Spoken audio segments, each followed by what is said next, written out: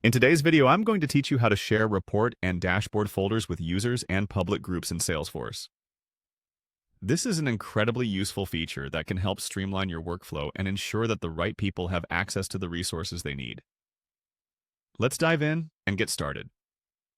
First, we need to head over to the Salesforce homepage. This is your main hub for navigating to different parts of the Salesforce platform.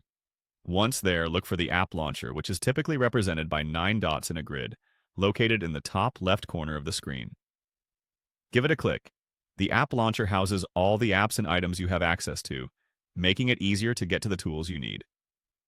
From the App Launcher, you want to search for and select Reports. This will take you straight into the Reports section, where you can access all your reports and folders. Once you're in the Reports area, look for an option that says All Folders. Clicking on this option will display all the report folders that you have at your disposal. Next, choose a report that you want to share. It's important to make sure you pick the one that would most benefit from being shared with others. With your report in front of you, you should see a small arrow pointing downward, often referred to as the Settings arrow or More Options button. Click on this arrow to reveal further options. Now you will see an option to share. Clicking here will open up a new window, allowing you to specify with whom you'd like to share your report or dashboard folder. You'll need to choose a name. This is essentially selecting the specific users or groups you want to share with. In Salesforce, you can share with individual users, roles, or even public groups, providing you with a lot of flexibility depending on who needs access. Once you've chosen the name, the next step is to choose an access type.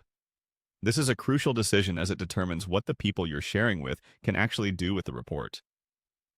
Options usually include View Only, View and Edit, or Manage Access. Be sure to select the one that best suits the needs of your team or company. After setting the access permissions, click on Share. By doing this, you're granting the chosen individuals or groups access under the conditions you've specified. You'll receive a confirmation once this is done.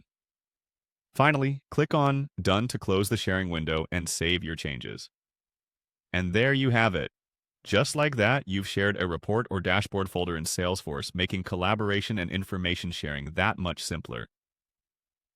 Thanks for watching, and I hope this guide helped you manage your Salesforce sharing settings more effectively. Feel free to reach out with any questions or share this video if you found it useful. See you next time.